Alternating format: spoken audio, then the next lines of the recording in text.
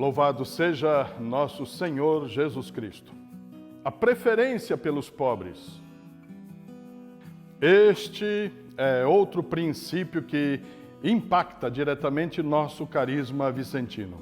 A preferência pelos mais pobres.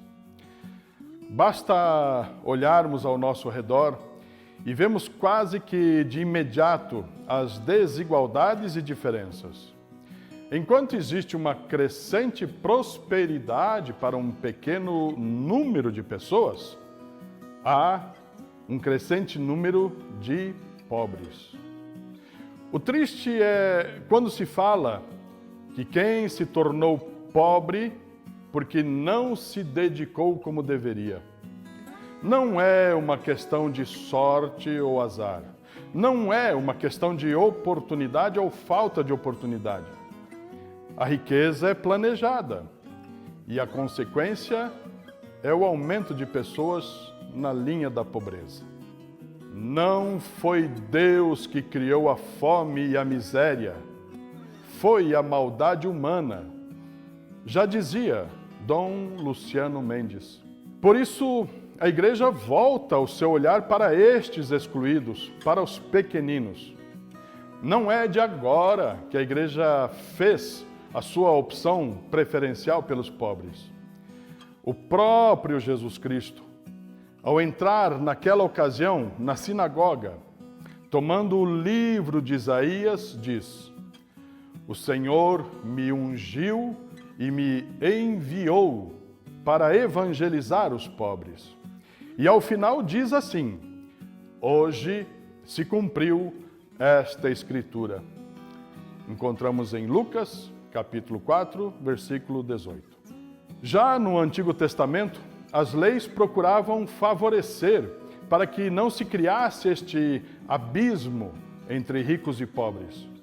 Muitas leis envolviam a lavoura para que as pessoas tivessem acesso ao alimento.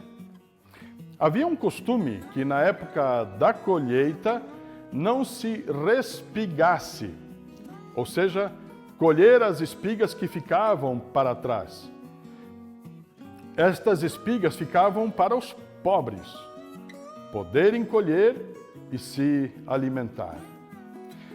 Por isso, em nossos dias, uma forma muito clara de observarmos a conduta e a moral de nossa sociedade é verificar a situação dos mais pobres. Quanto mais pobres tivermos, mais desigual são as decisões em prol do bem comum. Um exemplo bem prático e concreto. Ano de 2020. Uma pandemia atingiu a humanidade. Um vírus se alastrou e atingiu o mundo. Foi a globalização do vírus. Houve muita preocupação, restrições, cuidados. Por quê? Porque o vírus não era seletivo. Todos podiam correr o risco de se contaminar. E por conta desta realidade, houve o envolvimento global pela superação. Agora, falemos da fome. É uma pandemia. Mata mais de 20 mil pessoas por dia. Isto se repete há vários dias, por vários anos. Mas por que não se combate esta pandemia? Porque ela não afeta os mais ricos. Por isso a igreja, através de sua doutrina social, lembra a todos os membros da sociedade que nós temos uma obrigação especial para com os mais pobres e indefesos. As leis judaicas, como já citei anteriormente, demonstravam esta preocupação, protegendo os estrangeiros, viúvas, órfãos. Leis que defendiam os devedores, condenações justas, leis que estabeleciam que os pobres recebessem ajuda do dízimo comunitário. Jesus não se cansava de falar dos pequeninos. E todos nós temos a imagem guardada em nossas mentes da passagem do juízo final, falando do rei que separa as ovelhas dos cabritos, baseando-se na forma como os membros mais pobres foram tratados. Tive fome e me deste de comer. Tive sede e me destes de beber. Mateus, capítulo 25, versículos 31 a 46. Por isso, este princípio tem tudo a ver com o nosso carisma. É a defesa dos mais pobres. Acreditamos que a justiça de uma sociedade se mede de acordo com a forma como ela trata os pobres e os vulneráveis. Fazer esta opção não significa criar uma guerra entre grupos e classes sociais, mas significa que, atendendo às necessidades dos mais pobres e vulneráveis, a comunidade se fortalece. A pobreza destrói o potencial humano e acaba por empobrecer toda a comunidade. Gera desesperança, violência. Foi na terceira Conferência Geral do Episcopado Latino-Americano, no ano de 1979, em Puebla, México, que surgiu esta expressão e que ficou imediatamente conhecida: a opção preferencial pelos pobres. A questão em si sempre foi abordada pela doutrina social da Igreja. Desde a Rerum Novarum, com seu linguajar de época, já falava assim, no número 42. Nem se pense que a Igreja se deixa absorver de tal modo pelo cuidado das almas, que põe de parte o que se relaciona com a vida terrestre e mortal, pelo que, em particular, diz respeito às classes dos trabalhadores. Ela faz todos os esforços para os arrancar da miséria e procurar-lhes uma sorte melhor. Para nossa alegria, todos os últimos papas sempre foram fiéis nesta preocupação com os pobres. O Papa Francisco, logo que assumiu, disse assim: desejo uma igreja pobre para os pobres. Nos pobres, a igreja vê e reconhece Jesus Cristo. No carisma vicentino, igualmente. Alguns não gostam do termo preferencial e se sentem incomodados. Mas não seria nada justo a igreja fazer uma opção preferencial pelos ricos.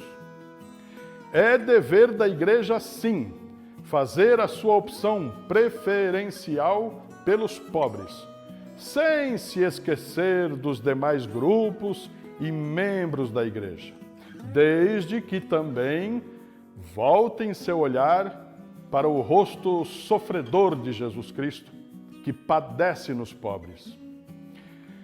E quando se fala de opção preferencial, a igreja mostra o seu respeito privilegiado pelos pobres, porque a pobreza em si não é algo bom. É triste imaginar que pessoas passam todos os dias de sua vida sem terem o básico e o essencial para a sua vida. E passam os dias sobrevivendo. Jesus veio para salvar a humanidade, nos revelando a verdade divina, nos comunicando o reino de Deus. Mas para realizar este ensino e missão, ele se posiciona ao lado dos pobres. Basta olharmos os inúmeros relatos dos milagres, quando Jesus, ao curar aquelas pessoas das mais diversas enfermidades, lhes dava a possibilidade de serem pessoas livres, sem o peso do pecado, a liberdade de filhos e filhas de Deus. Ele próprio nasceu pobre, viveu de forma humilde, e pouco se sabe de sua vida até chegar à idade adulta, quando começa seu tempo de evangelização. Conviveu com os pobres, dentre os quais chamou seus apóstolos, os discípulos.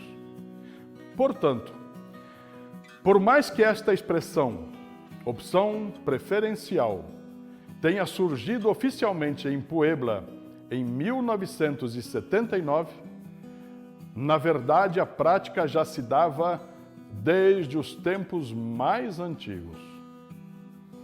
Como estamos aproveitando desta reflexão para também avaliarmos nossa conduta dentro do carisma vicentino, seria oportuno nos perguntarmos qual é a minha convicção sobre este tema.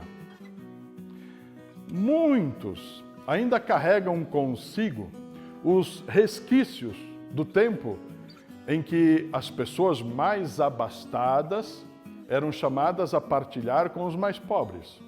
Assim, sua consciência estava em paz por ter dado a esmola suficiente para matar a fome.